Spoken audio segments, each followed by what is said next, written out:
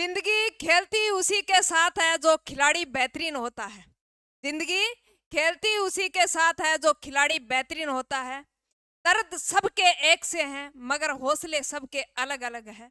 कोई हताश होकर बिखर जाता है तो कोई संघर्ष करके निकल। नमस्कार, मैं दीपू एक बार फिर आपके सामने हाजिर।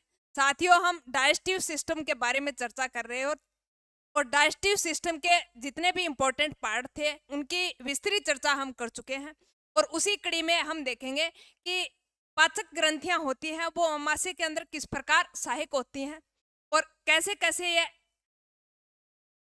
पाचक रसों का श्रवण करती है। उसमें हमने लार ग्रंथियों के बारे में तो देख लिया था कि 3 जोड़ी लार ग्रंथियां होती हैं। उसमें सब मैक्सिलरी, सबलिंगुअल और कर्णफूल ग्रंथि, उसके बारे में चर्चा कर चुके थे। और उसी कड़ी में हम देखेंगे कि यकृत है वो किस प्रकार के रस का श्रवण करता है और अग्नाशय है वो किस प्रकार के रस का श्रवण करता है। और इनसे भी क्वेश्चन बहुत बार पूछे जाते हैं और इम्पोर्टेंट टॉपिक है। तो यानी ये डाइजेस्टिव सिस्टम से रिलेटेड है, तो हम इसी के साथ इनको पढ़ लेते हैं। तो हम स्टार्ट करते हैं पाचक ग्रंथियों के बारे में। हमारी हेडिंग रहेगी पाचक ग्रंथियां।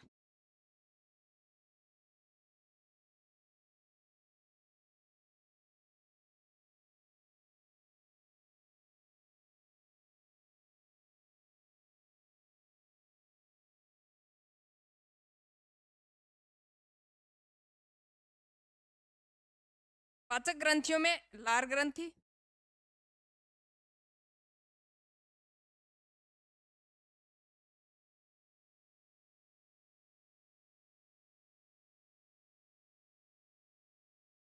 यकृत ग्रंथि,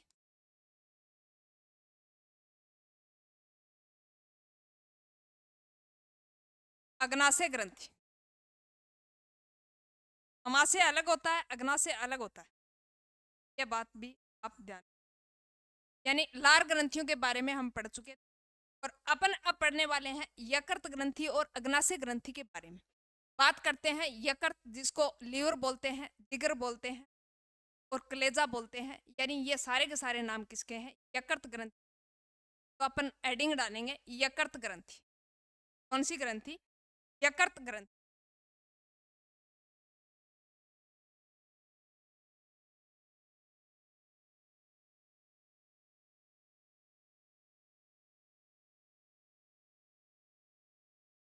यकृत ग्रंथि या लीवर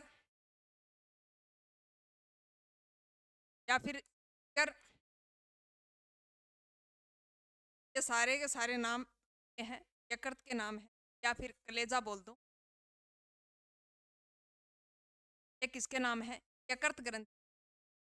इसको लीवर भी कहते हैं, जिगर भी कहते हैं, कलेजा भी कहते हैं। और ये साथियों यानी अमाशय के पास में राइट साइड में होता है। कहाँ होता है? राइट साइड में होता है। इनकी स्थिति की बात करें तो यानी ये राइट साइड में होता है, ये बात आप ध्यान में रखना। तो राइट साइड में इसकी पोजीशन होती है, वो कहाँ होती है? राइट साइड में।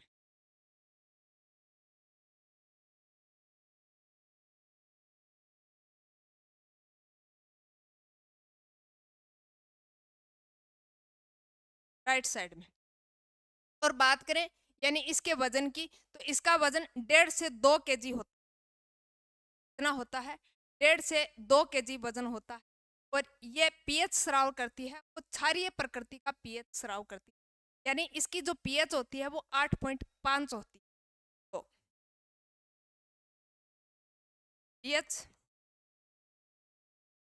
8.5 यानी क्षारीय।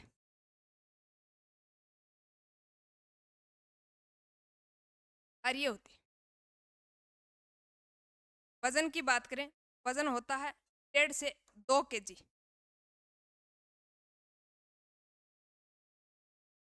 1.5 से 2 केजी वेट होता है।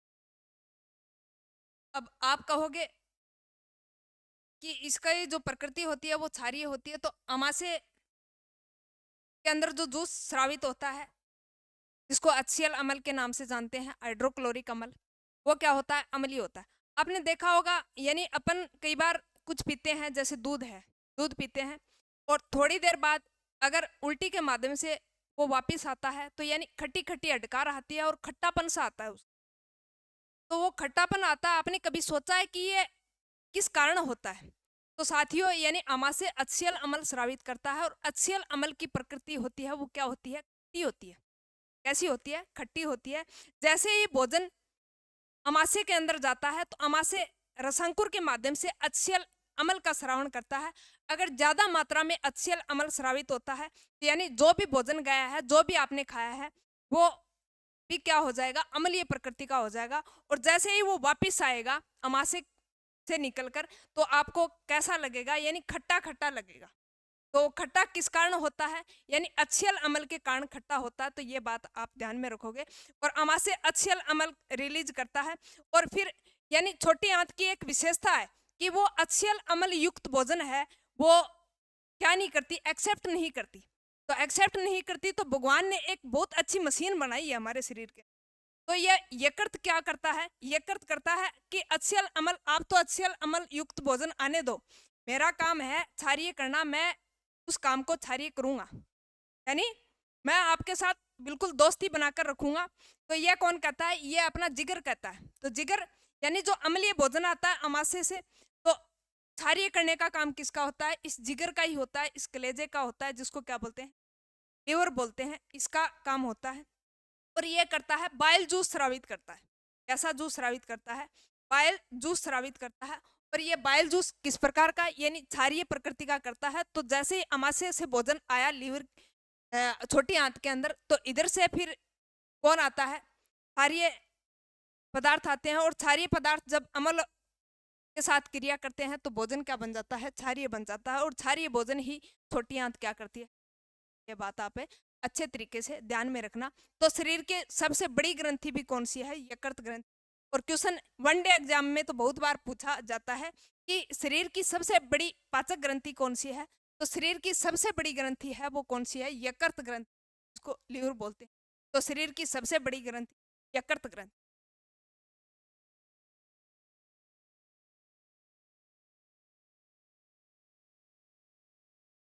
शरीर की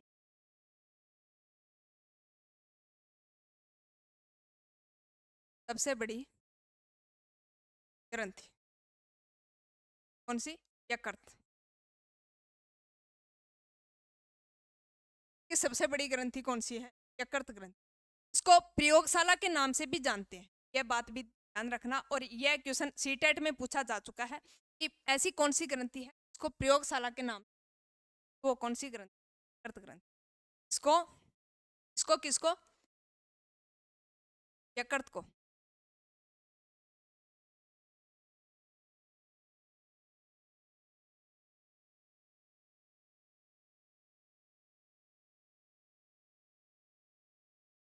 प्रयोगशाला के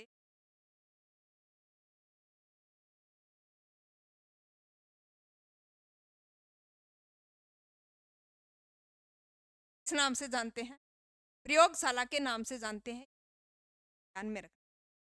इसके आवरण की बात करें तो इसका आवरण है वो ग्लेरुलस कैप्सूल से बना होता है। ग्लेरुलस कैप्सूल आवरण।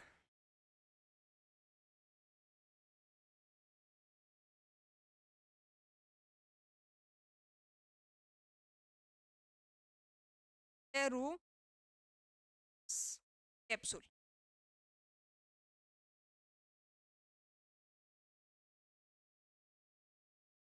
अब अपन बात करते हैं, यानी इसके अंदर बक्सक सेल होती है, इसको कुपर कोशिकाएं बोलते हैं। ऐसी कोशिकाएं कुपर कोशिकाएं बोलते हैं। ये क्या करती है? बक्सक क्षरण करती है, जिसको स्पाई कर्मी के नाम से भी जानते हैं। बक्सक कोशिका यानी इसको स्पाई कर्मी के पर सेल होती है। यह किस में पाई जाती है? यकृत के अंदर पाई जाती है। ध्यान में रखना, क्वेश्चन पूछा जा सकता है कि यकृत के अंदर कौन सी सेल पाई जाती है? फर सेल।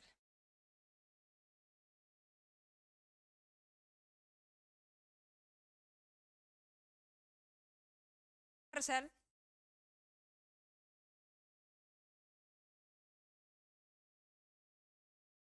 का बक्सक कोशिका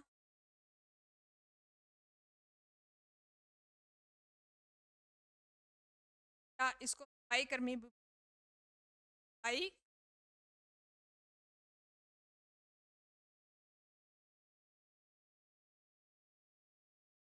ध्यान में रखोगे यकृत के अंदर कौन सी सेल पाई जाती है, तो कुफर सेल पाई जाती है। कौन सी सेल? कुफर सेल पाई जाती है। अब कार्य कि वैसे तो यकृत के बहुत सारे कार्य होते हैं कि प्रयोगशाला है तो यानी बहुत सारे कार्य होते हैं, लेकिन मुख्य कार्य ये क्या करता है, पीत रस का श्रावण। और पीत रस का श्रावण करता है, लेकिन संग्रह करने का काम किसका होता है, पित्ताशय का होता है, जिसको गाल ब्लेडर बोलते हैं। क्या बोलते हैं? Gall bladder. तो दोनों में अंतर ध्यान में रखोगे। अंतर क्या रखोगे, यानी आपको पूछे कि पीत निम्न में से पीत रस का श्रावण करता है, पीत रस का श्रावण कौन? क्वेश्चन ऐसे पूछे निम्न में से पीत रस का संग्रहण कौन करता है, इकट्ठा कौन करता है, एकत्रित कौन करता है, तो वो कौन करता है? पित्ताशय, जिसको गाल ब्लेडर बोलते हैं। क्या बोलते हैं? Gall bladder. पीत रस का श्रावण। और पीत रस ये कैसे जूस का श्रावण करता है? बाइल जूस का श्रावण। यहाँ से क्वेश्चन, ये बात आप ध्यान में रखोगे तो क्या लिखोगे, यानी कार्य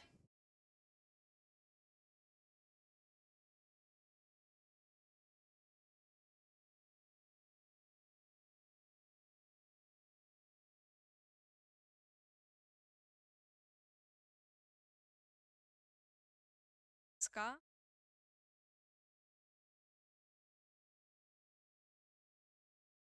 पीत रस का संग्रहण का काम किसका होता है?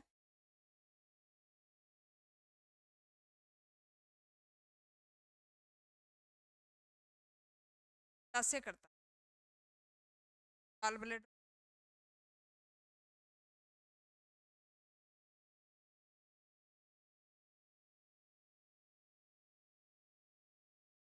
पित्ताशय या गाल ब्लेडर।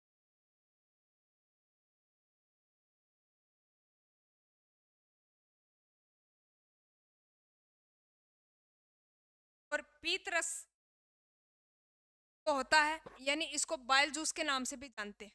बाइल जूस, पीत रस, बाइल जूस।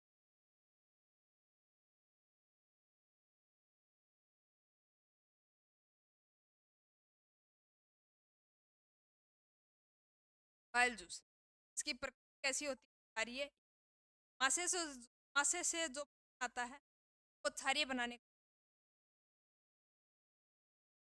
पीत रस का होता है। इसमें किसी भी प्रकार का कोई पाचक एंजाइम नहीं पाया जाता।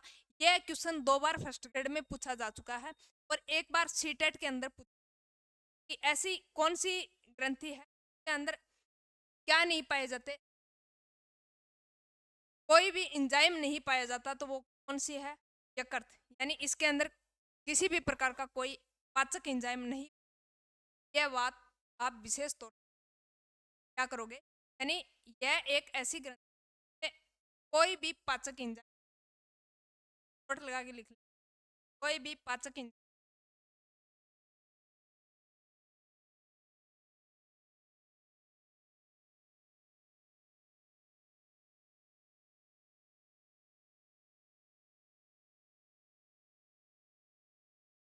पाचक टाइम नहीं पाया जाता।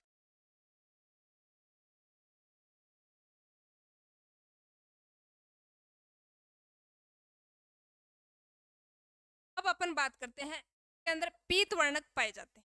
पीत वर्णक, पीत वर्णक कौन से? बिलुरुबिन, जो अपने बड़ी आंत के अंदर चर्चा की थी। बिलुरुबिन यह पीले रंग का वर्णक, यही क्या करता है, यानी जो बल होता है उसका रंग पीला करता है। कौन? वर्णक। और यही क्या करता है, यानी अगर इस पीत वर्णक की मात्रा अगर बॉडी के अंदर ज्यादा हो गई, इसका मतलब रोग हो, पीलिया रोग हो गया, जिसमें नाखून पीले हो जाते, आंखें पीली हो जाती हैं और चेहरा पीला पीला लगने जाता है। तो यानी किसके कारण होता है? बिलुरुबिन वर्णक के कारण ही कौन सा रोग होता है? पीलिया रोग होता है। और ये कहाँ होता है? यकृत में सबसे ज्यादा होता है। यकृत में सबसे ज्यादा होता है। तो यानी ये पीत वर्णक का श्रावण करता है, पीत वर्णक।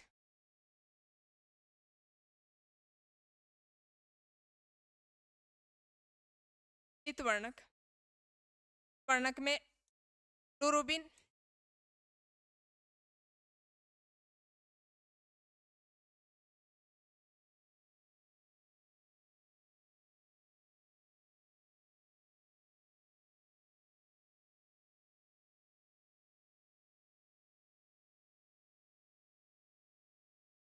पीला रंग, पीला रंग होता है वो इसी वर्णक के कारण होता है। इसके कारण कौन सा रोग होता है? पीलिया रोग होता है। जॉइंटिस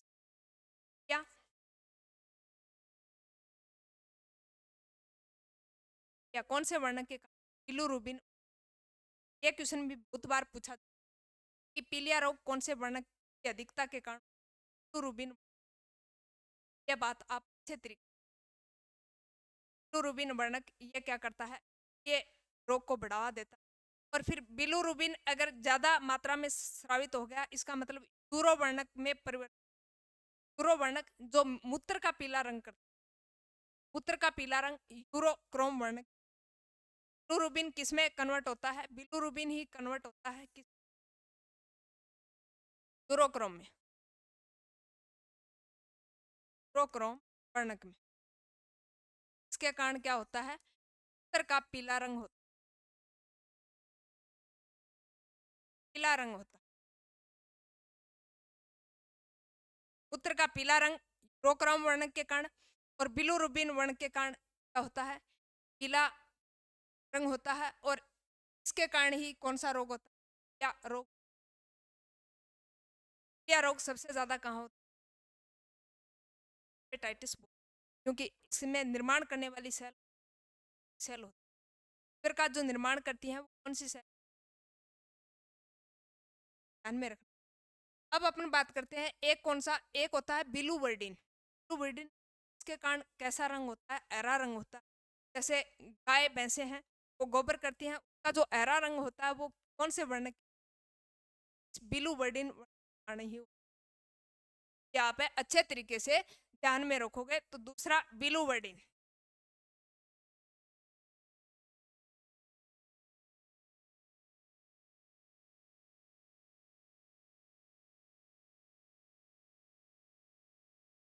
हरा रंग। अब अपन बात करते हैं यकृत के रोग, यकृत के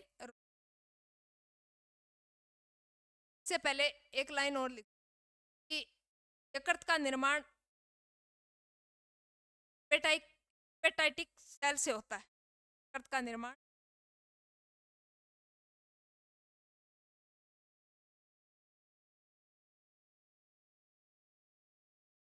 हेपेटिक सेल से।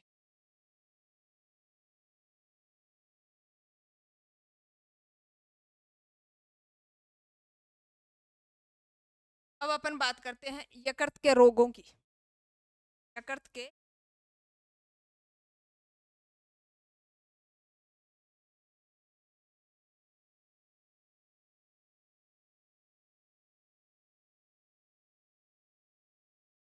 यकृत के रोग में यही है,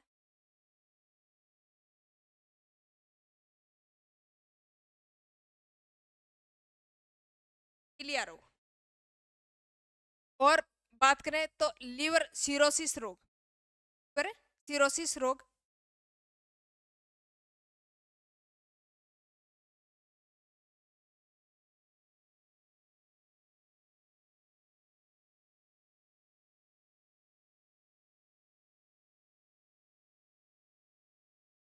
या लीवर सिरोसिस हेपेटाइटिस, इस नाम से है क्योंकि इंग्लिश में इसको हेपेटिक बोलते हैं, हेपेटाइटिस बोलते हैं।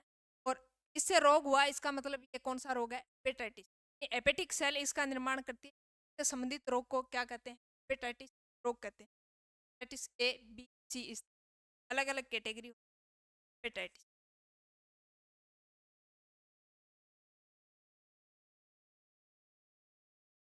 हेपेटाइटिस, यह हेपेटाइटिस भी यकृत से संबंधित। एक है कोलेसिस्टोसिस,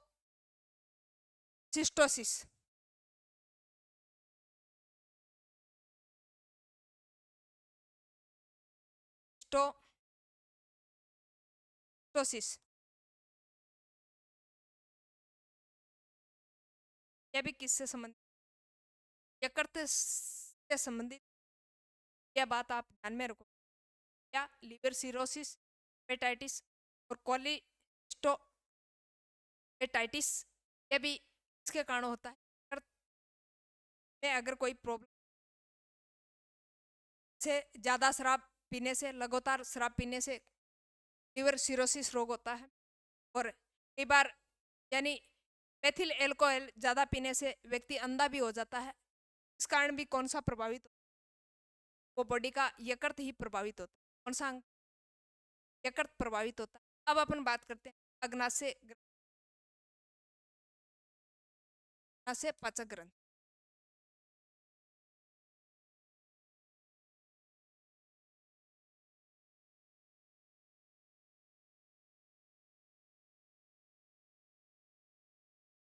इसको मीठी रोटी भी बोलते हैं, रोटी। अग्नाशय पाचक ग्रंथि, इसको क्या बोलते हैं, पेंक्रियाज, इंग्लिश में बोलें तो पेंक्रियाज। और वैसे इसको मीठी रोटी के नाम से भी, यह क्वेश्चन बहुत बार पूछा जाता है कि ऐसी कौन सी ग्रंथि इसको मीठी रोटी के नाम, पेंक्रियाज या अग्नाशय। पेंक्रियाज,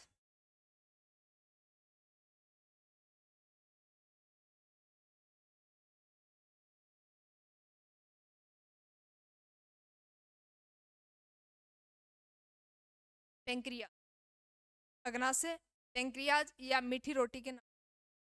अब अपन बात करते हैं यह क्या करती है, यानी सबसे बड़ी मिश्रित ग्रंथि का उदाहरण। शरीर की एकमात्र मिश्रित ग्रंथि कौन सी है, अग्नाशय पाचक ग्रंथि। यह अंतःस्रावी भी होती है और बहिस्रावी होती है। और बहिस्रावी अंतःस्रावी की बात करें तो 99% अंतःस्रावी होती है और बाकी 1% स्रावी।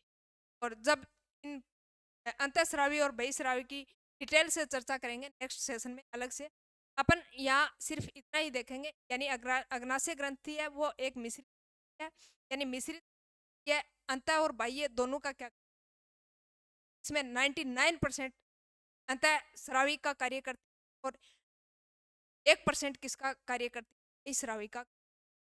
और बहिस्रावी में भी अल्फा सेल, बीटा सेल और गामा सेल, अल्फा बीटा और गामा, इसको डेल्टा सेल के नाम से। और अल्फा सेल के अंदर क्या करता है, ग्लूकागोन, कौन से हार्मोन का, ग्लूकागोन। और बीटा के अंदर इंसुलिन हार्मोन का। और अगर इंसुलिन की कमी हो जाती है तो कौन सा रोग होता है, डायबिटीज रोग, जिसको मधुमेह रोग बोलते हैं, या फिर शुगर की बीमारी, जिसको शुगर की। तो अपन बात करते हैं अग्नाशय या पाचक ग्रंथि, इसको पेंक्रियाज के नाम से। और ये क्या है, सबसे बड़ी मिश्रित, सबसे बड़ी मिश्रित। तो क्वेश्चन एक तो सबसे पहले यहाँ से यही बनता है कि मिश्रित ग्रंथि का उदाहरण है तो अग्नाशय ग्रंथि।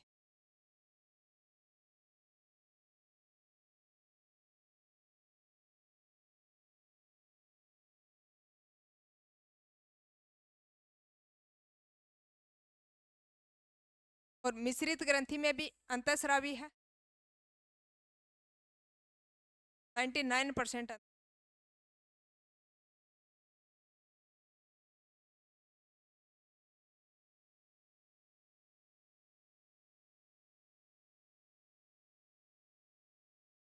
और 1% क्या है, बहिस्रावी।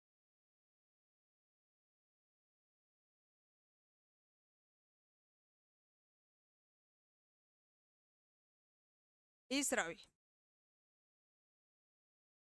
और इसमें भी कौन कौन सी, अल्फा है, बीटा है और डेल्टा है। अल्फा, बीटा और डेल्टा।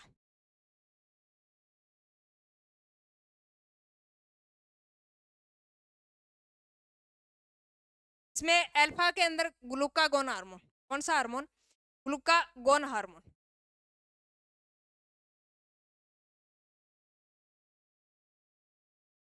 ग्लूकागोन। और इसके अंदर बीटा के अंदर कौन सा हार्मोन, इंसुलिन हार्मोन। कौन सा हार्मोन, इंसुलिन हार्मोन।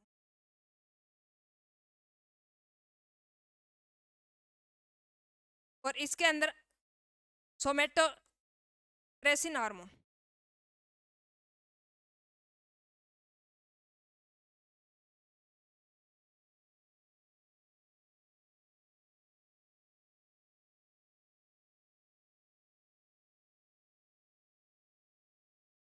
तो अल्फा यानी क्वेश्चन पूछा जा सकता है कि मिश्रित ग्रंथि है कौन सी, अग्नाशय ग्रंथि, यह कौन सा हार्मोन स्रावित करती है? तो मुख्यतः इंसुलिन और ग्लूकागोन, वैसे सोमेटोट्रोपिन हार्मोन भी स्रावित करती है।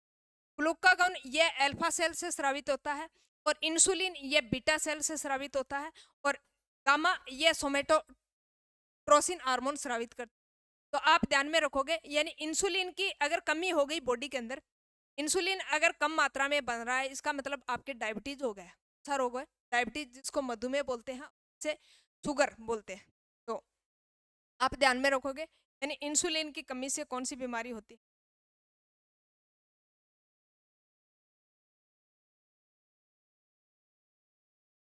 इंसुलिन की कमी से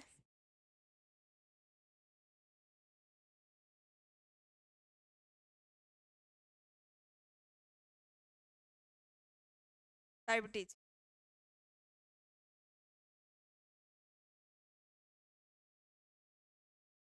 डायबिटीज इसको शुगर बोलते हैं या मधुमेह, तीनों के नाम है इंसुलिन की कमी। अब अपन बात करते हैं, यानी आपने देखा होगा कई बार हम ज़्यादा काम करते हैं और कई दिनों से करते हैं, इसका मतलब आप बॉडी के अंदर क्या आ जाती है? थकान आ जाती है। अब वो थकान किसके कारण आती है? यानी बॉडी के अंदर मांसपेशियों के अंदर किसका अ, एकत्रित ज़्यादा हो गया? तो मांसपेशियों के अंदर लैक्टिक अम्ल ज़्यादा एकत्रित हो गया, इकट्ठा हो गया। लैक्टिक अम्ल ज़्यादा मात्रा में इकट्ठा होने से जोड़ों के अंदर क्या होना शुरू हो जाता है? दर्द होना शुरू हो। अब लैक्टिक अम्ल जब तक किसमें चेंज ना हो, ग्लाइकोजन में चेंज ना हो, तब तक क्या होता है? बॉडी के अंदर दर्द होता है। कई बार आपने सुबह देखा होगा, सुबह जब उठते हैं तो अपन क्या करते हैं? जोर से अंगड़ाई लेते हैं। क्या करते हैं? जोर से अंगड़ाई लेते हैं और अंगड़ाई के साथ ही अपन क्या करते हैं? बॉडी के अंदर स्फूर्ति महसूस करते हैं। क्यों? क्योंकि बॉडी के अंदर जितना भी लैक्टिक अम्ल मांसपेशियों के अंदर जमाव हो रखा था, वो किसमें कन्वर्ट हो गया? ग्लूकागोन के अंदर कन्वर्ट हो गया और ग्लूकागोन में जैसे ही कन्वर्ट हो जाता है तो शरीर को क्या मिलती है? एनर्जी मिलती है। तो यानी ग्लूकोज को ग्लूकागोन में कन्वर्ट करने का काम किसका होता है? इंसुलिन हार्मोन का। कौन से हार्मोन का? इंसुलिन हार्मोन का। ग्लूकोज को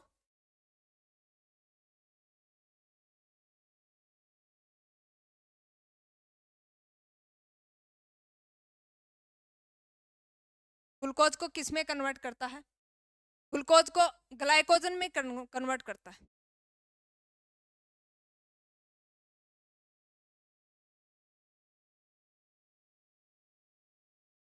ग्लाइकोजन। और ये कन्वर्ट कौन करता है? ये कन्वर्ट करता है इंसुलिन हार्मोन।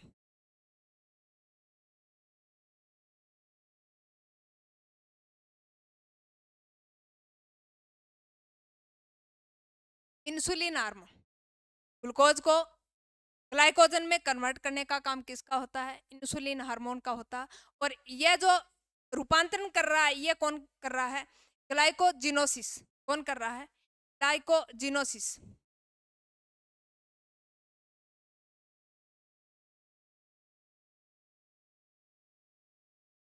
ग्लाइकोजिनोसिस।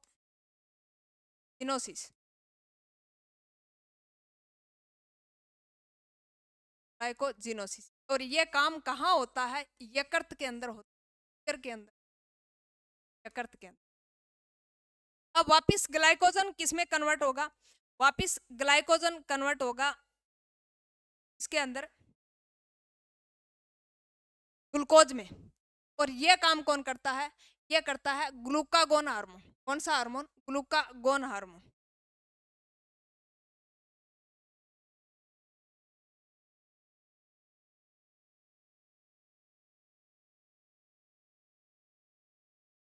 ग्लूकागोन हार्मोन यानी अग्नाशय ग्रंथि दो हार्मोन स्रावित करती है।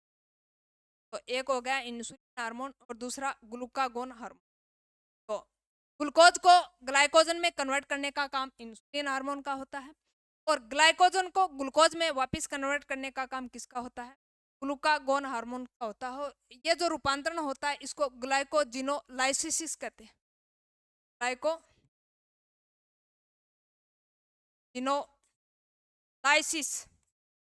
ध्यान में रखना दोनों अंतर। ग्लाइकोजिनोलाइसिस,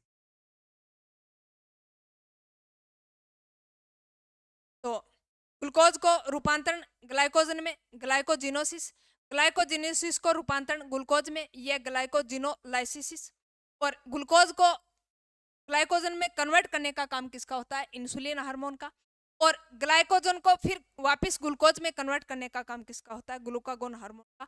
और इंसुलिन की अगर कमी हो गई, इसका मतलब कौन सा रोग हो गया? डायबिटीज रोग हो गया। और ऐसा व्यक्ति क्या करता है, यानी मीठा खाना ज्यादा पसंद करता है, उसको फिर शुगर फ्री देते, क्या देते हैं? शुगर फ्री देते हैं।